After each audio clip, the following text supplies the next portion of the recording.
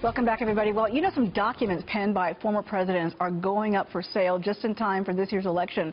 The auction will feature letters and manuscripts marking some of the most memorable moments in our nation's history, from George Washington's inaugural address to the terror attack on 9/11.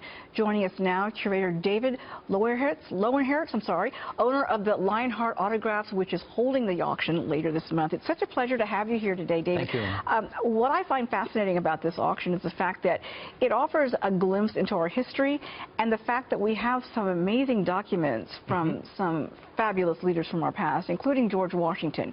And you have a fragment from the inaugural address that was a draft, so a discarded draft. A discarded draft from Washington's first inaugural address that was saved by a scholar in the 1840s who people knew was working on Washington's collected works, and he was asked for souvenirs, and he cut up this manuscript and distributed the fragments, and that's why these still exist today. Because a lot of folks would think that these would be in museums by now, but over the course of history, there have been private collectors passing these down to just different generations. That's correct, and sometimes they've handed them down to museums, in fact. A lot of the museum collections come from collectors. In this fragment that you have from Washington, I would like you to read the portion that is most relevant to what's happening right now. This is actually the very last fragment known from the draft of the inaugural address, and he writes, "While others in their political conduct shall demean themselves as may seem to them, let us be honest, let us be firm, let us advance directly forward in the path of our duty.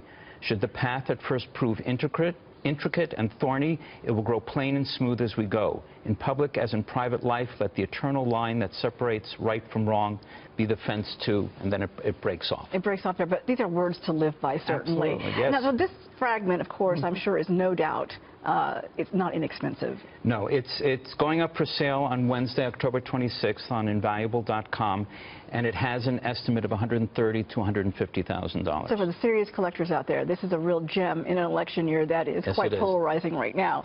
You also have some other amazing documents. You also have a letter from Franklin Roosevelt that he wrote to a child who was also suffering from polio. It's a letter written right around Christmas time that FDR wrote to this young man, whose name, I'll just quickly reference, is Edward Barker. And he became well known and famous in a way because the first feeder that enabled people with paralysis to feed themselves was tried on him, and it became known as the Barker feeder. So this was prior to the implementation of that unit, but because FDR suffered from polio and was at Warm Springs where this young man was, he sent him holiday greetings on White House Station. Also fascinating, there's an 1864 document from inventor Samuel Morse of the Morse Code, who writes to someone who says, if Lincoln is reelected, then he will despair. He obviously was not a fan of Mr. Lincoln. Not a fan of Mr. Lincoln. In fact, Lincoln at that time in 1864 was running against General McClellan, who was a somewhat dishonored officer at the end of the war, and Morse in fact writes, he says, "If McClellan and Pendleton are the successful candidates at the November election, I shall have hope for the country. If Lincoln is reelected, I shall despair." My goodness. Well, you know, he was obviously very wrong, because Lincoln today, of course, is considered one of the best presidents, the greatest presidents of all time. I think we're lucky we didn't have McClellan. Absolutely. Also, John F. Kennedy,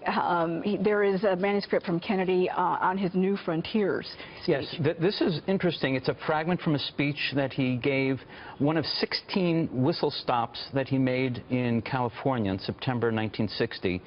And it was notes for the next speech that he was going to give at the Shriner Auditorium in Los Angeles. And he makes notes and quotes the New Frontier. And it was given to a young man who was very eager to get Kennedy's autograph. And instead of taking time to give the young man his signature, he simply handed him the sheet of notes. And this page has stayed with the family ever since. That's an amazing piece of history to hold on to. But it is all going to go on the auction block. And for some lucky collectors, these are invaluable. That's where it's going for sale. Absolutely. And I think it's amazing. And thank you so much for sharing this with us, because it's such a treat to look back on history and learn some valuable lessons from those who've had an indelible mark on our nation's past. Thank you so much for joining us. My pleasure.